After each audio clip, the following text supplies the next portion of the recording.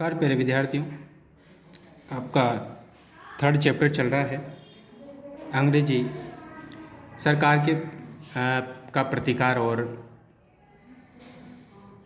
संघर्ष। ये वाला पार्ट हम पढ़ रहे हैं। इसके इससे पहले कई वीडियो 3-4 वीडियो हम बना चुके हैं और हम यहाँ तक इसका अध्ययन कर चुके थे। आज हम पढ़ेंगे व्यक्तिगत सत्याग्रह से आगे कि किस तरह से अंग्रेज़ों के विरुद्ध व्यक्तिगत सत्याग्रह आरंभ हुए। फिर उसके बाद जनजातीय किसान और प्रजामंडल आंदोलन को हम पढ़ेंगे। तो सबसे पहले देखते हैं व्यक्तिगत सत्याग्रह को, ठीक है। तो व्यक्तिगत सत्याग्रह में सबसे पहले देखें, द्वितीय विश्व युद्ध प्रारंभ हो गया था। भारत को युद्ध में सम्मिलित करने के खिलाफ देश में विभिन्न भागों में हड़ताल व प्रदर्शन हो रहे थे। तो दूसरा विश्व युद्ध जब प्रारंभ हुआ तो उसमें अंग्रेज़ों ने क्या कहा, भारत को शामिल करना चाहा, तो इसके खिलाफ पूरे देश में विरोध प्रदर्शन हुए। तभी गांधी जी ने सत्याग्रह के बजाय व्यक्तिगत सत्याग्रह का प्रस्ताव रखा, जिसे कांग्रेस ने स्वीकार कर लिया, ठीक है। 17 अक्टूबर 1940 ईस्वी को कांग्रेस ने व्यक्तिगत सत्याग्रह आंदोलन शुरू किया। कब किया था? 17 अक्टूबर 1940 को व्यक्तिगत सत्याग्रह इन्होंने शुरू किया। गांधी जी द्वारा चुने गए सत्याग्रही एक एक करके सार्वजनिक स्थलों पर पहुंचेंगे और युद्ध के खिलाफ भाषण देंगे, ठीक है। तो दूसरे विश्व युद्ध में जब भारत को शामिल करने के विरोध में व्यक्तिगत सत्याग्रह आरंभ हुए 17 अक्टूबर 1940 को, तो उसमें यह निर्णय लिया गया कि हम किस तरह से करेंगे कि प्रत्येक व्यक्ति जो भी व्यक्तिगत सत्याग्रह के लिए चुना जाएगा वो जिस स्थान को चुना जाएगा वहाँ पर जाकर के एक एक करके सत्याग्रह करके सार्वजनिक स्थलों पर पहुँचेंगे और युद्ध के खिलाफ भाषण देंगे, ठीक है। तो क्या हुआ आगे देखते हैं। विनोबा भावे पहले सत्याग्रही थे, इसको अंडरलाइन करेंगे। विनोबा भावे पहले सत्याग्रही थे। व्यक्तिगत सत्याग्रह करने वाले पहले जो व्यक्ति थे वो थे विनोबा भावे, जिन्हें 3 माह की सजा दी गई। जवाहरलाल नेहरू दूसरे थे और ब्रह्मदत्त तीसरे सत्याग्रही थे। इस व्यक्तिगत सत्याग्रह में 30,000 लोग पकड़े गए, ठीक है। कितने लोग पकड़े गए? 30,000, ठीक है। नेक्स्ट देखें हम, तो भारत छोड़ो आंदोलन कब शुरू हुआ? 1942 में हुआ था। तो आइए, ये भी गांधी जी ने शुरू किया था। तो देखो, गांधी जी का कई तरह से आंदोलन चलाए थे उन्होंने। इससे पहले हमने सविनय अवज्ञा आंदोलन किया था उन्होंने 1930 में। दांडी यात्रा की थी, ठीक है ना, साबरमती आश्रम से अपने 78 अनुयायियों के साथ, सेवकों के साथ 200 किलोमीटर पैदल चले थे और गुजरात के समुद्र तट पर पहुँच दांडी गाँव में उन्होंने नमक बना करके कानून को तोड़ा था, ठीक है। अब आगे उनका आंदोलन था भारत छोड़ो आंदोलन। तो 1942 में क्रिप्स मिशन की असफलता, जापान का भारत पर आक्रमण का भय, ठीक है, और 14 जुलाई 1942 के वर्धा कांग्रेस बैठक में कांग्रेस कार्यकारिणी के निर्णय आदि के कारण 8 अगस्त 1942 ईस्वी को बम्बई में अखिल भारतीय कांग्रेस समिति की बैठक में गांधी जी के भारत छोड़ो प्रस्ताव को स्वीकार कर लिया गया, ठीक है। तो 1942 में भारत छोड़ो आंदोलन शुरू हुआ था। तो ये बैठक जो हुई थी 14 जुलाई 1942 वर्धा कांग्रेस बैठक में कांग्रेस कार्यकारिणी के निर्णय आदि के कारण, ठीक है, 8 अगस्त 1942 ईस्वी को बम्बई में अखिल भारतीय कांग्रेस समिति की बैठक में गांधी जी के भारत छोड़ो प्रस्ताव को स्वीकार कर लिया गया, ठीक है। इस संदर्भ में उन्होंने कहा कि मैं आपको एक छोटा सा मंत्र दे रहा हूँ, वो मंत्र है करो या मरो, ठीक है। तो गांधी जी ने करो या मरो का नारा कब दिया? 1942 में भारत छोड़ो आंदोलन के दौरान, ठीक है। हम या तो भारत को स्वतंत्र कराएंगे या इस प्रयास में मारे जाएंगे, मगर हम अपनी पराधीनता जारी रहते देखने के लिए जिंदा नहीं रहेंगे। 9 अगस्त की भोर से पहले ही गांधी जी सहित दूसरे कांग्रेसी नेता गिरफ्तार कर लिए गए तथा कांग्रेस को गैर कानूनी संस्था घोषित कर दिया। किसने? अंग्रेजों ने, ठीक है। तो इस आंदोलन की कोई निश्चित योजना नहीं बनाई गई थी, ठीक है। नेक्स्ट देखिए आप। तो इस आंदोलन में शांतिपूर्ण हड़ताल करना, सार्वजनिक सभाएं करना, लगान देने से मना करना तथा सरकार का असहयोग करने की बात कही गई थी, ठीक है। यहाँ से अंडरलाइन करेंगे इसको, क्या क्या कहा गया उसमें। तो सबसे पहले तो शांतिपूर्ण हड़ताल करेंगे, सार्वजनिक सभाएं करेंगे, लगान नहीं देंगे, सरकार का असहयोग करने की बात उन्होंने कही। इस आंदोलन को गांधी जी ने अंतिम संघर्ष बताया। ठीक है, 1942 का भारत छोड़ो आंदोलन, ठीक है, जिसमें उन्होंने करो मरो का नारा दिया। जनता ने जिस ढंग से ठीक समझा अपनी प्रतिक्रिया व्यक्त की। पूरे देश में एक स्वतः स्फूर्त आंदोलन उठ खड़ा हुआ। कारखाने, स्कूल, कॉलेज में हड़तालें और काम बंदी हुई। पुलिस थानों, डाक खानों, रेलवे स्टेशनों पर हमले किए गए। कांग्रेस सोशलिस्ट पार्टी के अधिकांश नेता गिरफ्तारी से बच गए थे। ठीक है, और इसके नेताओं ने भूमिगत रखकर आंदोलन चलाया, जिनमें कौन कौन थे? जयप्रकाश नारायण, राम मनोहर लोहिया, अच्युत पटवर्धन, रामानंद मिश्रा थे, एस.एम. जोशी थे। ठीक है, इस आंदोलन में जयप्रकाश नारायण की महत्वपूर्ण भूमिका रही। अरुणा आसफ अली ने बम्बई में इस आंदोलन का सफल नेतृत्व किया। इस आंदोलन के दौरान अनेक शहरों, कस्बों और गांवों में आंदोलनकारियों ने समानांतर सरकार भी बना ली थी। इस आंदोलन का भी दमन कर दिया गया और इस आंदोलन में गोलीबारी में 10,000 से अधिक लोग मारे गए थे। ठीक है, कितने? 10,000। विद्रोही गांवों को जुर्माने के रूप में बहुत से रुपए देने पड़े। सरकार ने इस आंदोलन की हिंसा का उत्तरदायित्व गांधी जी पर थोप दिया। ठीक है, तो इसमें जो भी हिंसा हुई उसका जिम्मेदार किसको बनाया? अंग्रेजों ने गांधी जी को। ठीक है, तो इस आंदोलन ने भारत की आज़ादी का मार्ग प्रशस्त कर दिया। ठीक है, तो ऐसा लगने लगा भारतीयों को कि अब हमें आज़ादी मिल सकती है। ठीक है,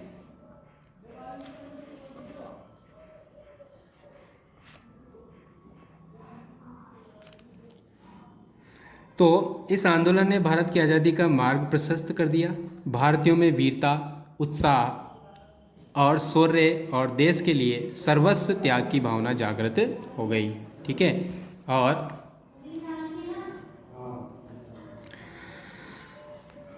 देश में नेतृत्व की एक नई पीढ़ी आगे आई, जिससे लोगों में संघर्ष करने की हिम्मत और शक्ति भी बढ़ गई थी। अब भारत संपूर्ण स्वतंत्रता से कुछ भी नहीं चाहता था। तो यानी इस आंदोलन के बाद भारतीय जनमानस में कई तरह के परिवर्तन होने लगे। लोगों में ये दृढ़ इच्छा, उत्साह, शौर्य, वीरता की भावना जागृत होने लगी और ये लोग अब यही चाहने लगे कि अब हम आज़ादी से अधिक या कम कुछ भी नहीं लेना चाहेंगे। ठीक है, तो स्वतंत्रता के लिए जो महत्वपूर्ण आंदोलन साबित हुआ भारत छोड़ो आंदोलन 1942 को, जो गांधी जी द्वारा चलाया गया। ठीक है, तो इसके बाद हम नेक्स्ट टॉपिक देखेंगे राजस्थान के जनजातीय और किसान तथा प्रजामंडल आंदोलन। ठीक है, तो किस तरह से अंग्रेजों के विरुद्ध भारतीय जो जनजातीय थी उन्होंने आंदोलन किए, किसानों ने किस तरह के किए और प्रजामंडल आंदोलन किस तरह से हुए। ठीक है, तो देखते हैं इसमें। तो सबसे पहले देखते हैं राजस्थान में जनजातीय आंदोलन। राजस्थान में जनजातीय और किसान आंदोलन। ठीक है, तो राजस्थान में राजनीतिक चेतना का प्रारंभ यहाँ के किसानों व जनजातीय समाज ने किया। ठीक, जब यहाँ के किसानों पर अत्यधिक वित्तीय बोझ डाला गया। अत्यधिक वित्तीय बोझ मतलब अंग्रेजों ने क्या किया? कई तरह के कर, और उसके अलावा जो जमींदार वर्ग था उसने भी कई तरह के कर किसानों पर बढ़ा दिए थे। तो उससे इन पर वित्तीय बोझ काफ़ी ज़्यादा बढ़ गया था और यहाँ के किसानों ने विरोध करना शुरू कर दिया। ठीक है, तत्कालीन राजनीतिक व्यवस्था को चुनौती दी। राजस्थान के आदिवासी क्षेत्रों में आंदोलन स्वतः स्फूर्त थे, यानी अपने आप वहाँ आदिवासियों में आंदोलन शुरू हो गए, जो अन्याय व अनावश्यक उत्पीड़न के विरुद्ध शुरू हुए थे। भावी राजनीतिक आंदोलन को प्रेरणा के सूत्र बने। राजस्थान के दक्षिणी क्षेत्र जैसे डूंगरपुर, मेवात, प्रतापगढ़, बांसवाड़ा, कुशलगढ़ क्षेत्र में भी भील निवास करते थे। तो इन भील अत्यंत परंपरावादी आदिवासी जाति है, जो अपने सामाजिक व आर्थिक स्तर को लेकर सजग रहती है। जब इनके परंपरागत अधिकारों का हनन होने लगा तो इन्होंने शासकों और अंग्रेज़ों के विरुद्ध विद्रोह कर दिया। ठीक है, तो भीलों ने सबसे पहले आंदोलन शुरू किए। क्यों किए? क्योंकि ये लोग परंपरावादी आदिवासी हैं और इनके परंपराओं और अधिकारों का जब हनन होने लगा तब इन्होंने आंदोलन आरंभ कर दिए। तो सबसे पहले जो आंदोलन हुआ वो था भगत आंदोलन। ठीक है, तो आइए इसको पढ़ते हैं। भीलों को सामाजिक और नैतिक उत्थान के लिए गोविंद गुरु, कहीं पर गिरी भी नाम आता है इनका, ठीक है ना, गोविंद गिरी नामक कोई व्यक्ति था, तो उसने संप सभा की स्थापना की। ठीक है, गोविंद गिरी ने संप सभा की स्थापना की और उन्हें हिंदू धर्म के दायरे में बनाए रखने के लिए भगत पंथ भी चलाया। ठीक है, संप सभा द्वारा मेवाड़, डूंगरपुर, ईडर, गुजरात, विजयनगर और मालवा के भीलों में सामाजिक जागृति से शासन संशंकित हो उठा। और आगे देखते हैं। और भीलों का भगत पंथ छोड़ने के लिए विवश किया जाने लगा।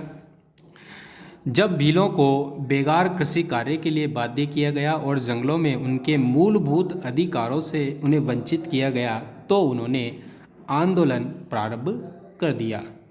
अंग्रेजों ने गोविंद गुरु द्वारा चलाए जा रहे इस सामाजिक सुधार व संगठन के पीछे भील राज्य की स्थापना की संभावना व्यक्त की। गोविंद गुरु को अप्रैल 1913 ईस्वी को डूंगरपुर राज्य द्वारा गिरफ्तार कर लिया गया। ठीक है, गोविंद गुरु को क्या कर लिया, गिरफ्तार कर लिया, लेकिन बाद में उन्हें छोड़ भी दिया। गोविंद गिरी अपने साथियों के साथ मानगढ़ की पहाड़ी पर चले गए। मानगढ़ ये बांसवाड़ा में पड़ता है। ठीक है, तो मानगढ़ पहाड़ी पर चले गए। अक्टूबर 1913 ईस्वी को अपने संदेश द्वारा भीलों को मानगढ़ की पहाड़ी पर एकत्रित होने के लिए उन्होंने कहा था। भील हथियार सहित बड़ी संख्या में एकत्रित हुए। भीलों की एकता से भयभीत अंग्रेजों ने सेना भेजी, जिसने मानगढ़ की पहाड़ी पर पहुंचकर गोलाबारी कर भीलों को तितर बितर कर दिया। सरकारी आंकड़ों के अनुसार इस कार्रवाई में 1500 भील मारे गए। इस प्रकार भगत आंदोलन को निर्ममतापूर्वक कुचल दिया गया तथा गोविंद गुरु को 10 वर्ष के कारावास की सजा दी। ठीक है, तो ये बहुत बड़ी बात है। 1500 भील उसमें मारे गए थे मानगढ़ पहाड़ी पर जो है ना। तो यहाँ भीलों की एकता से अंग्रेज़ भयभीत हो गए और अंग्रेज़ ने क्या किया, सेना भेजी और मानगढ़ पहाड़ी पर पहुंचकर गोलाबारी प्रारंभ कर दी और भीलों को तितर बितर कर दिया। ठीक है, तो सरकारी आंकड़ों के अनुसार इसमें 1500 भील मारे गए थे। अगला आंदोलन है अपना एक ही आंदोलन। तो देखते हैं इसमें एक ही आंदोलन में क्या है। भगत आंदोलन को कुचलने के बाद भी भीलों के विरुद्ध सरकारी नीति जारी रही और 1917 ईस्वी में भीलों व गरासियों ने मिलकर महाराणा को पत्र लिखकर दमनकारी नीति व बेगार के प्रति अपना विरोध जताया, लेकिन परिणाम नहीं निकला। तो भीलों ने मोतीलाल तेजावत के नेतृत्व में आंदोलन प्रारंभ कर दिया। ठीक है, ये आंदोलन एक ही आंदोलन के नाम से भी जाना जाता है। अब पढ़ेंगे हम किसान आंदोलन। ठीक है, तो ये तो थे जनजातीय आंदोलन और फिर बाकी है किसान आंदोलन। तो देखते हैं। राजस्थान की राजनीतिक, सामाजिक व आर्थिक संरचना सामंती रही है। ये संरचना त्रिस्तरीय थी, जिसमें क्रमशः शासक, जागीरदार, कृषक वर्ग शामिल थे। 3 तरह की व्यवस्था थी। शासक थे ऊपर, तो फिर जागीरदार थे और नीचे किसान थे। इन सभी के पारस्परिक अंतर संबंधों पर यह व्यवस्था टिकी हुई थी और 19वीं शताब्दी के अंत तक के संबंध सौहार्दपूर्ण बने रहे, मगर इसके बाद राजस्थान का परिदृश्य बदलना आरंभ हो गया। इसका परिणाम ये हुआ कि राजस्थान के विभिन्न भागों को अनेक किसान आंदोलनों का सामना करना पड़ा। इन किसान आंदोलनों के प्रमुख कारण निम्नलिखित माने जा सकते हैं। ठीक है, सॉरी आप थोड़ा